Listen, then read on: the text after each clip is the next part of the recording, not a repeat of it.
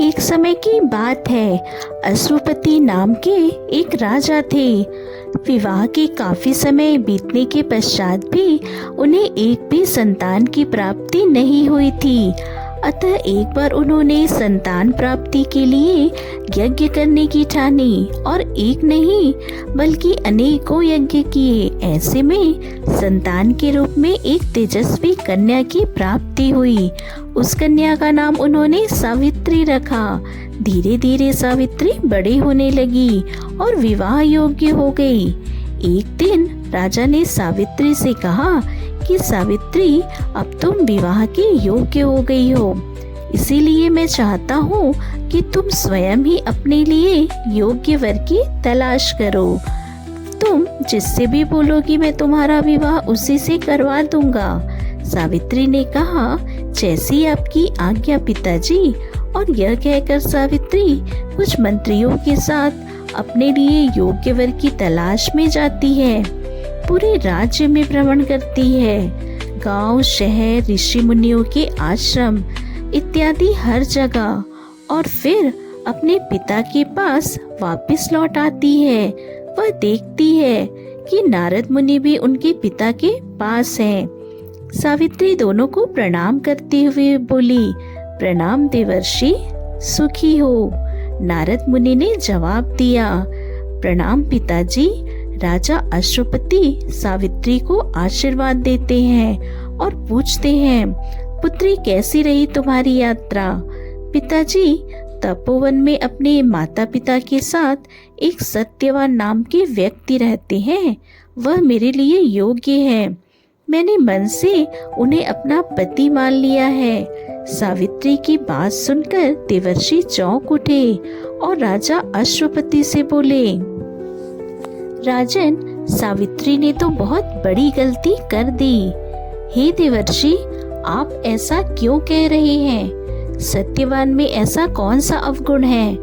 राजा, सत्यवान में कोई अवगुण नहीं है, अपितु वह तो सत्य और धर्म की प्रतिमूर्ति है। लेकिन उसके माता पिता अंधे हैं, जिसकी वजह से शत्रु ने उनका राज्य छीन लिया है और वह वन में तपस्वी का जीवन बिता रहे हैं। यहाँ तक तो ठीक है, लेकिन आगे जो मैं कहने जा रहा हूँ वह बहुत गंभीर है।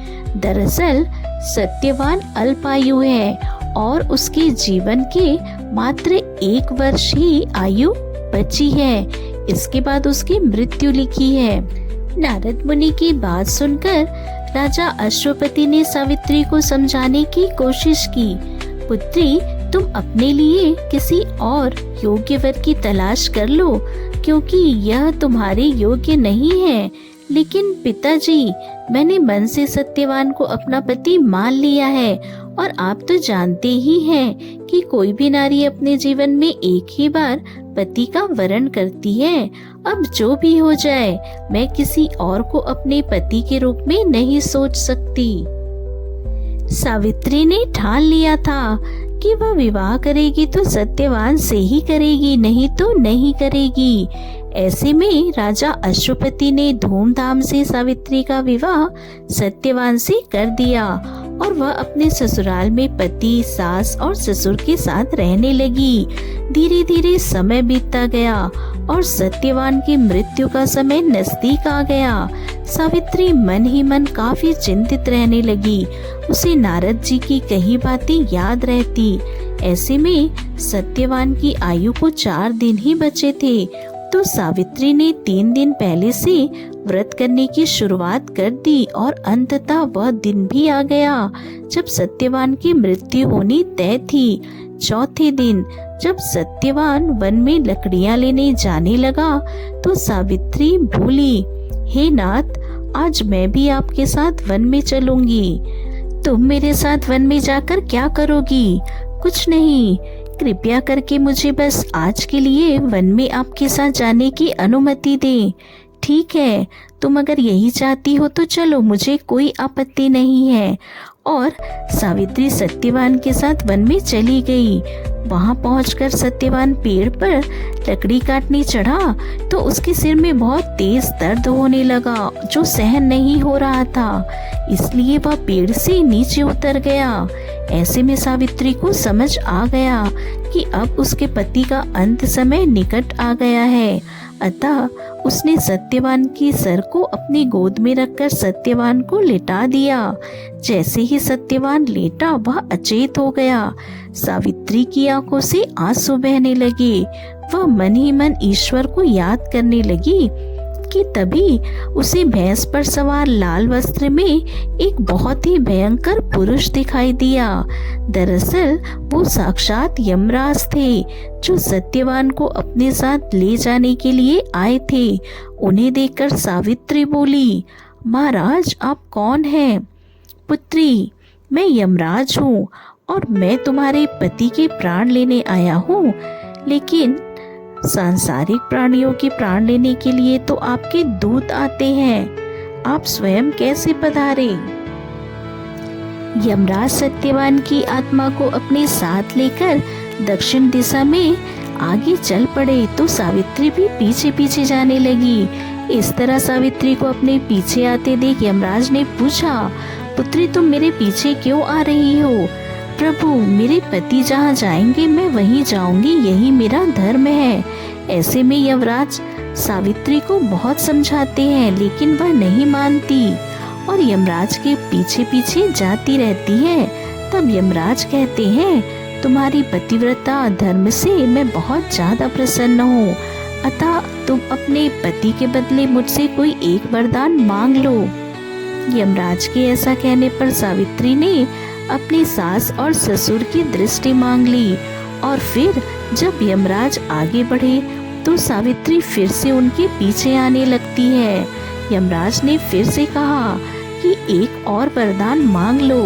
तब सावित्री ने अपने सास ससुर का राजपाट वरदान में मांग लिया।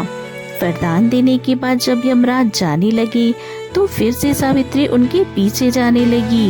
यमराज ने देखा कि सावित्री पीछे आ रही है तो उन्होंने कहा, चलो तुम एक और वरदान मांग लो।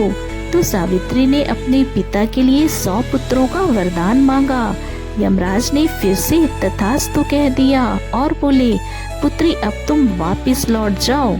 लेकिन सावित्री यमराज के पीछे ही जाने लगी। तब यमराज ने कहा कि तुम अपने पति के प्राण के अलावा कोई भी वरदान मांग लो, मैं तुम्हें अवश्य दूंगा। सावित्री ने कहा कि मुझे सत्यवान से 100 पुत्रों का वरदान चाहिए। यमराज ने बिना सोचे समझे तथास्तु कह दिया और फिर जाने लगे, लेकिन सावित्री उनका पीछा नहीं छोड़ी।